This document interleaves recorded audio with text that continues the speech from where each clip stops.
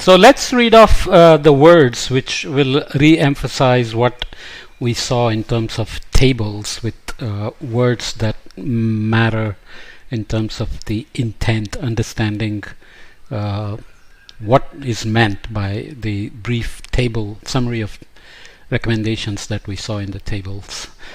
Needs and recommendations. Alongside these successes, opportunities for increasing the usefulness and relevance of the framework were identified.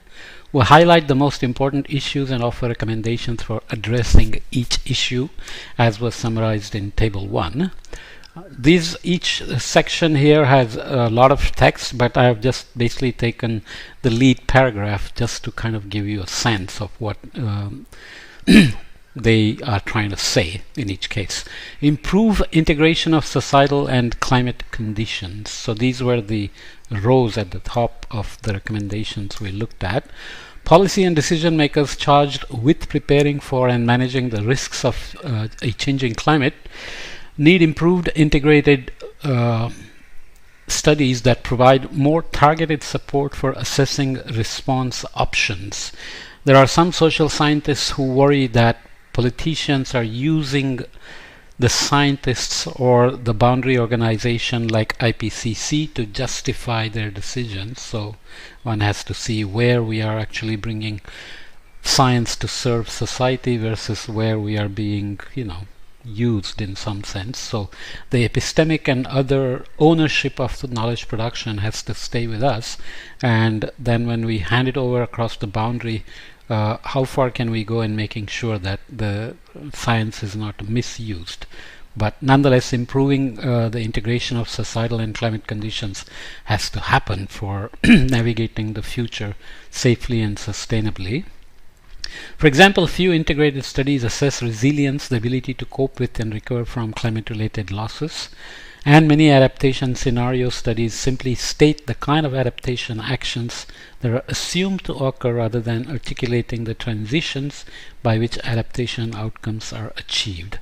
So I have a separate course coming up on climate adaptation principles where we look at some of these aspects of what is actually needed to make adaptation possible for people, for firms. What is the government's role? What is the public-private partnership? Where is the acceptable risk? Who owns it? Where are the unacceptable risks? Who owns them? And what is even risk? How uncertain are the risks? And so on. In addition, while gradual changes in climate are important, improved information is needed on possibly unlikely but highly consequential changes in extreme events. So there are tricky things here as well. If you look at my IPCC summary podcasts, you will see that for a region like South Asia, there is very high confidence in saying that the duration, intensity, and frequency of heat waves are changing. They are being more frequent, more intense, lasting longer, etc. The same cannot be said with the high confidence for extreme rainfall, for example. So we have to deal with these kind of limitations. Improve, so there is other text for this section that you can read up. Improve applicability to regional and local scales. This is one of my favorite things because everything has to happen at local and regional scales, especially because a country like India is facing extremes in heat waves and rainfall, which are forced from elsewhere, from the tropics as well as from polar latitudes. So how do we adapt? This has to happen in a very locally distributed way in which extremes, wet and dry extremes, are happening. SSP applications to regional and local scales have generated a growing diversity of perspectives, methods, and users, including practitioners working in climate adaptation, community resilience, and sustainable development. The current challenge is how to maintain consistency across the growing richness of multi-scale SSP scenarios in terms of socioeconomic assumptions and trajectories. Such consistency ultimately helps to increase the validity of global and regional SSP applications, and it's particularly desirable when comparing, combining, and or upscaling regional applications of the SSPs.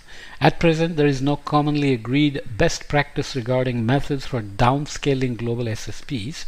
So if you want to make improved applicability at regional local scale, you need to go from these global scale coarse resolution SSPs to finer granularity in space and time, because IAMs typically work at large scales and 5-year time steps, whereas you may want to make many adaptations at seasonal to interannual timescales, decadal timescales, and so on. Rather, alternatively, methods and experiments have emerged organically in a relatively ad hoc manner. For example, scenarios have been developed locally in a participatory manner and then mapped to or contextualized with global SSPs, and there are some references given here that you can look at. Translating the uncertainties when doing downscaling is very critical, so that has to be taken care of as well. Alternatively, the SSPs have been used to stress test bottom-up normative scenarios and strategies. Norms are basically the decisions that are not just scientific, but how to decide what's good adaptation, what's bad adaptation, non-market good considerations like well-being, health, productivity, etc. Well, productivity may be market good, but how to take care of health impacts on morbidity and productivity. There are many normative questions there, not just strategic or analytic questions. While such studies reflect the flexibility of the SSP framework, that flexibility also hinders the development of reproducible approaches to downscaling. So when you have very contextualized downscaling where problem definitions are narrative, discursive, and then solutions and SSP downscaled products are discursive and narrative, then they may not be replicated or reproduced necessarily. Okay. Again, there's more text there. Improve relevance beyond climate research community. Application of the scenario framework to research domains beyond climate change has been limited, partly due to lack of relevant content. For example, the SSP RCP scenarios were used in the IPBES. This is the biodiversity evaluation. They did a global assessment, international, you can read up the acronym or find it on the web, but were found to lack information on the relationship between nature and people. Okay, so how do you quantify that? IPBES is therefore currently developing its own nature futures framework. Similarly, the World in 2050, a community initiative on the Sustainable Development Goals, used SSP1, which is the sustainability pathway, as a starting point for its assessment, but found no scenarios that were able to achieve all the SDGs simultaneously. So you get the point that RCPs looked at the radiative forcing we want to limit to, which corresponds to global warming targets, and SSPs did the socioeconomic pathways and mitigation goals. They were not necessarily consistent with each other, and then people take these scenarios and apply them to something like sustainable development or finance and banking systems. So you have to be careful what gets translated and what scenarios actually provide useful application in these other sectors. Produce a broader range of reference scenarios that include impacts and policy. A typical approach to model-based scenario analysis is to estimate the effects of introducing a feature of interest by comparing the results of two scenarios, a reference scenario that does not include the feature and an alternative scenario that does. The feature of interest can be a policy, so mitigation or adaptation, an alternative assumption about a driver, for example, population growth or effectiveness of governance. Population growth is itself quite uncertain, but something like effectiveness of governance can have many indices which we look at in adaptation course, for example, but they are not easily quantified. Or a climate change impact, for example, climate effects on crop yield, which needs attribution kind of studies, which again have various issues, but it's necessary to do these to produce a broader range of reference scenarios that include impacts and policy. So how they are used is a separate issue, but science has to deliver certain things that are necessary. Capture relevant perspectives and uncertainties. The scenario framework aims to capture a wide range of uncertainties and broad set of perspectives with a manageable number of alternative futures. It's important to comprehensively cover futures that would be most relevant for societies to consider, while excluding those that do not merit broad use. So you are basically doing a judgment call here, telling societies these are the most important ones you should consider based on all the uncertainties we have in projecting the future. So how do we translate that uncertainty or convey that uncertainty so that societies make a risk-aware decision, knowing the uncertainties and the risks that we are giving them? Relevant scenarios explore a range of plausible but widely different societal futures, as well as futures considered desirable by some social actors, not all. Depends on whether bankers are doing it, private entities like IT sector, it could be any sector that's looking at it and saying, this is what I like. For example, futures with no or limited growth in high-income countries or scenarios oriented around eco-communalism are not represented in the SSPs. There we go. Some compromises made in developing the SSPs, even though they relied on published literature.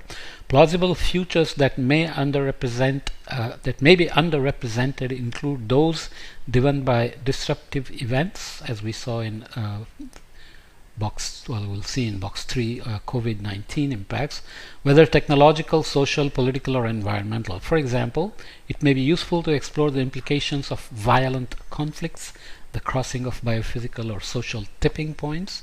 I have podcasts on tipping points elsewhere, which is again another concept that has to be dealt with carefully, or unexpectedly rapid technological evolution, which may impose certain choices but not be very equitable or just, and doesn't always take care of the unintended consequences because it's so rapid.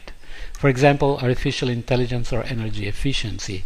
Artificial intelligence is now being discussed in a very excited way about how much it will interact with our lives in the future or in the coming years, and how it may go off on its own and do dangerous things and have its own mind, etc. So these are really rapid developments that are happening right now.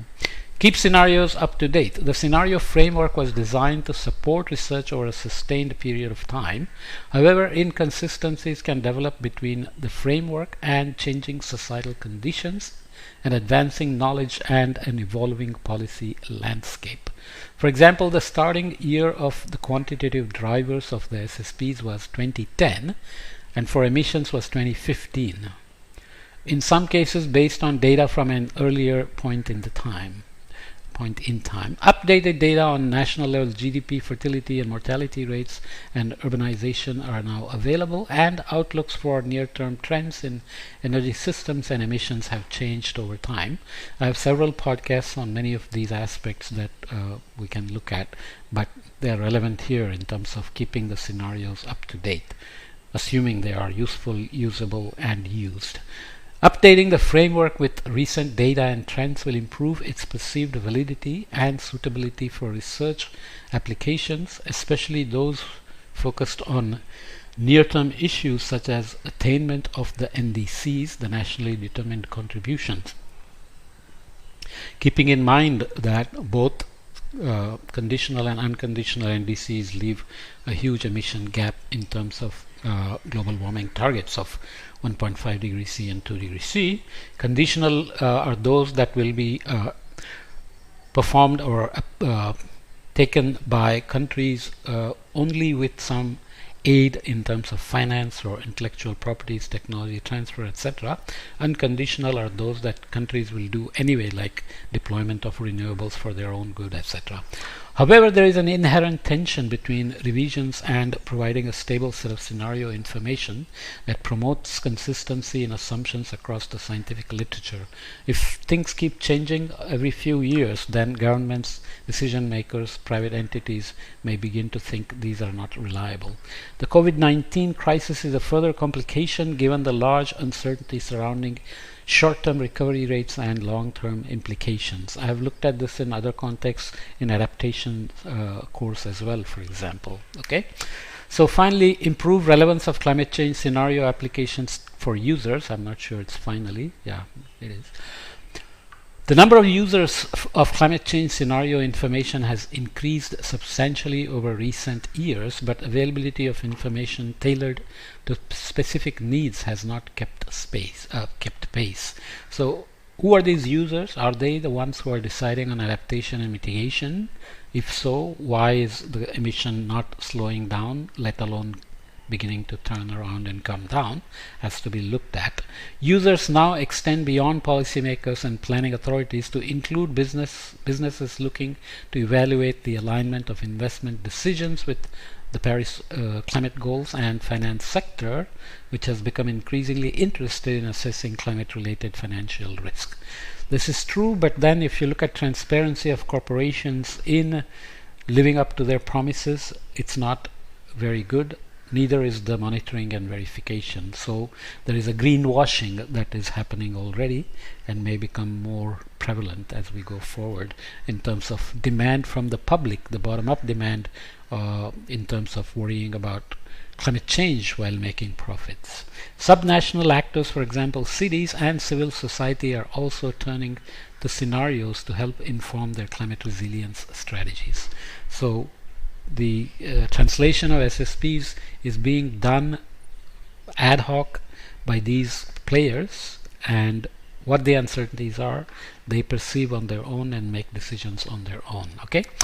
Looking ahead, this is a long section as well, I'll just capture one or two paragraphs. Climate change scenario framework, like previous generations of scenarios and those developed for other research communities, is intended to benefit an array of researchers, users, and assessment processes. To ensure the framework's ongoing value, the scenarios community should not only learn from the scenarios community should not only learn from the successes, shortcomings, and ongoing challenges, but also act on such lessons. The 20 proposed recommendations that we looked at in Table 1 provide a starting point for such actions. They include modifications to the current framework, improvements to the scenario development process, ways to better connect to users and other research communities, and new research to be carried out to investigate open questions. Okay. Over time, further aspects of the framework will need to be considered. There are inherent tensions in fostering both the use of common assumptions and the application to a wide diversity of sectors, regions, and stakeholders. The approach of distinguishing basic and extended SSPs for this purpose will have to be revisited over time. Likewise, the specification of mitigation scenarios through the use of RCPs based on radiative forcing is not always consistent with the desire to evaluate outcomes associated with peak or long-term average global warming. So if you, for example, now the big news is that El Nino is here this year in 2023, will cross potentially the 1.5 degree threshold of global warming. But if we cross and then come back quickly in a year or less, what does it mean? Or if we go for a decade after crossing, what does it mean? All these are complicated questions. Investigating alternative framings would be desirable to foster and track progress and revise goals as experience accumulates. The scenario forum is intended to become a regular biennial event, with researchers communicating in the meantime via a dedicated organization like iconics-ssp.org for maintaining close ties across relevant research communities. Wide participation in the development, use, and continuous re-evaluation of the scenario of the scenario framework will ensure its continuing utility to the global change community. So we'll come back and read in the next podcast scenarios and COVID-19, which is an important step in terms of understanding how perturbations like these end up affecting climate action, climate plans, and even the scenarios themselves, because we are assuming socioeconomic scenarios for the future. Pandemic comes along, Russian invasion of Ukraine happens, energy markets, socioeconomics, everything gets perturbed, lives, health, etc. How do we make sure our future scenarios actually cover these kind of possibilities? That's not so easy. So there are some lessons there that we can look at, and I've also looked at these in other podcasts that you can look up. Okay, so we'll come back and wrap that up.